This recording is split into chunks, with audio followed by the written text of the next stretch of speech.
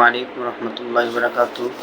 ধরেন সাপোজ কিনছি 500 টাকা দিয়ে, সাপোজ বলতে 500 টাকা দিয়ে কেনার পরে আমি যদি এটা এই বইয়ের থেকে কিছু কথা বললে, আমি সোশ্যাল মিডিয়া থেকে যদি আমি 5,000 টাকা ইনকাম করি, তা আমার 500 টাকা দিয়ে বই কিনলে আমার দোষ কোথায়? বিল্লাল ভাইয়ের ভক্ত যারা বিল্লাল ভাইয়ের পক্ষে কথা বলবি, বিল্লাল ভাইয়ের বিপক্ষে যারা বিল্লাল ভাইয়ের বিপক্ষে কথা বলবি, এটাই স্বাভাবিক। তারপরেও আপনারা আমার জ্ঞান দিয়ে কিছু কথা বোঝা উচিত। সে কথা হচ্ছে, তো একজনে কোনো কিছু করতেছে করুক, সে তো আবার অন্যায় করতেছে না কিংবা চুরি করতেছে না, সে ব্যবসা, এটা হইতে পারে ব্যবসা, সে ব্যবসা করতেছে। আমার দ্বারা যদি একজনে 100 টাকা দিয়ে যদি 1000 টাকা ইনকাম করতে পারে, তাহলে 100 টাকা দিলে সমস্যা কোথায়? আমি তো শিখতেছি, যে শিকার, সে আখিরাতের বিষয় না শিখুক, সে তো টাকা অর্জনের বিষয়ে কিছু শিখতেছে। তো সেই বিল্লাল ভাইয়ের বইয়ের মধ্যে কিছু লেখা, সে লেখা পড়ে ছন্দ কথা বলে সে ডলার ইনকাম করতেছে, ভিডিও বানাইতেছে, সেই ভিডিও থেকে ডলার ইনকাম হইতেছে, টাকা আসতেছে তার পকেটে। সো 1000 টাকা দিয়ে সে বই কিনলে আপনার আমার দোষ কোথায়? যিনি নিচ্ছে সে যদি অবজেকশন না করে, সে যদি বলে যে এটা আমার কাছে জুলুম করা হয়েছে, তারপরে বিল্লাল ভাই তো এটা বলে নাই যে আমার কাছ থেকে নিতে হবে। আপনি ইচ্ছা হলে নিবেন, আর না হয় নিবেন না, এটা তো কোনো কথা না যে এটা নিতে হবে, এটা ছাড়া কোনো কিছু হবে না। এটা দিন ইসলাম প্রচারের একটা বিষয়, এটা এত দামে কেন বিক্রি করবি? ইসলাম প্রচারের জন্য কিছু শীতলতা করার দরকার, এটা তো বলতে পারেন যদি এরকম হইতো।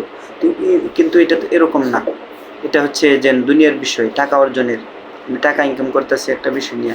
একটা বই দিয়ে যদি, একটা বই লেখা, এই লেখা দিয়ে যদি আমি সোশ্যাল মিডিয়ায় কিছু কথাবার্তা বলি, এই কথা বলার দ্বারা আমি এই বইটা কথা বলি, এই কথা বলার দ্বারা আমি এই বইটা ধরেন সাপোজ কিনছি 500 টাকা দিয়ে, সাপোজ বলতে 500 টাকা দিয়ে কেনার পরে আমি যদি এটা এই বইয়ের থেকে কিছু কথা বললে, আমি সোশ্যাল মিডিয়া থেকে যদি আমি 5,000 টাকা ইনকাম করি, তা আমার 500 টাকা দিয়ে বই কিনলে আমার দোষ কোথায়?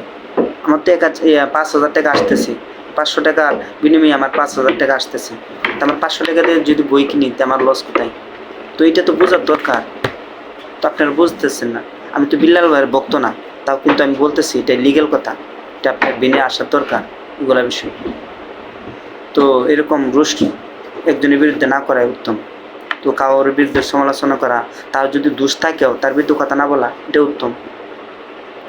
এরকম ভাবে তাকে বুঝিয়ে বলা, তাকে নীরবে বলা, সে যদি বুঝ না মানে তার ব্যক্তিগত বিষয়। এবং এই বিষয় নিয়ে সোশ্যাল মিডিয়া অনেক তর্ক বিতর্ক হয়, এটা তো কোশ্চিনকালে ওটা ঠিক না। তো এই বিষয় থেকে আসলে যারা দিনই জ্ঞান নাই, যাদের ভিতরে দিনই জ্ঞান, তারা আসলে এগুলা বুঝবে না। দুনিয়ার জ্ঞান যারা আছে তারা সমালোচনা করবে, তাদের একজনের বিরুদ্ধে আরেকজন করবে।